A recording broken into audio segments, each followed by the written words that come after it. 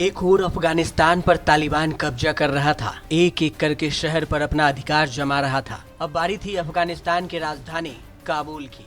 काबुल पर जैसे ही तालिबानियों ने कब्जा करना शुरू किया, वैसे ही अफगानिस्तान के राष्ट्रपति अशरफ गनी देश छोड़ भाग गए। और सिर्फ भागे ही नहीं, साथ में इतना कैश ले गए कि जिसकी जानकारी किसी को नहीं। जंग से मुतासिर अफगानिस्तान से भागते हुए राष्ट्रपति अशरफ गनी ने अपने हेलीकॉप्टर में ठूस ठूस कर कैश भरे।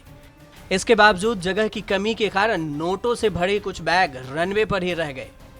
इस आशय की जानकारी रूस की ऑफिशियल मीडिया से 16 अगस्त को सामने आई। काबुल स्थित रूस के दूतावास ने दावा किया है कि गनी खुद पैसा अपने साथ लेकर मुल्क से भागे हैं। समाचार एजेंसी RIA की रिपोर्ट के मुताबिक अशरफ गनी 4 कारों और 1 हेलीकॉप्टर में कैश लेकर रवाना हुए। गनी को कुछ कैश छोड़ना पड़ा क्योंकि उनके पास पैसे रखने की जगह नहीं बची थी। काबुल स्थित रूसी दूतावास के प्रवक्ता निकिता स्टिंको ने कहा, जिस तरीके से गनी अफगानिस्तान से भागे हैं, उससे अफगानिस्तान की सरकार के पतन को समझा जा सकता है।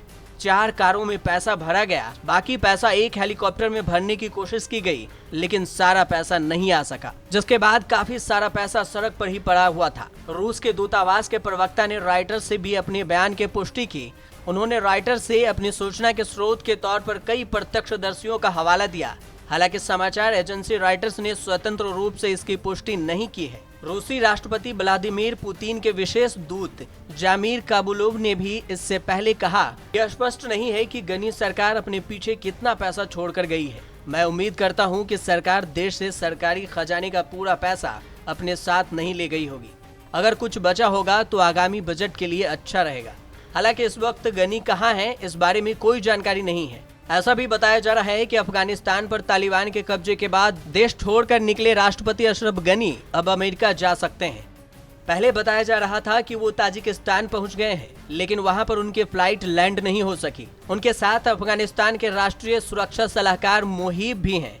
गनी ने 15 अगस्त को देश छोड़ने को लेकर सफाई दी, कहा कि वह खून खराबे से बचने के लिए देश छोड़कर चले गए।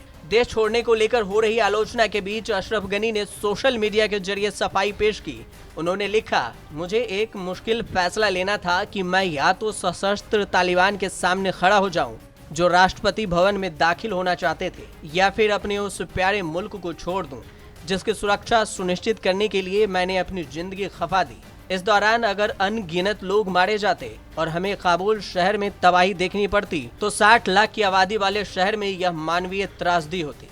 बता दें कि अफगानिस्तान पर 1996 से 2001 तक तालिबान की हुकूमत थी और 11 सितंबर 2001 को अमेरिका में वर्ल्ड ट्रेड सेंटर पर हुए हमले के बाद अमेरिका नीत सैन्य बलों ने देश से उनकी हुकूमत को खत्म कर दिया था। लेकिन अब 20 साल बाद एक बार फिर से अमेरिकी सैनिक के निकलते ही अफगानिस्तान पर तालिबान ने कब्जा जमा लिया है।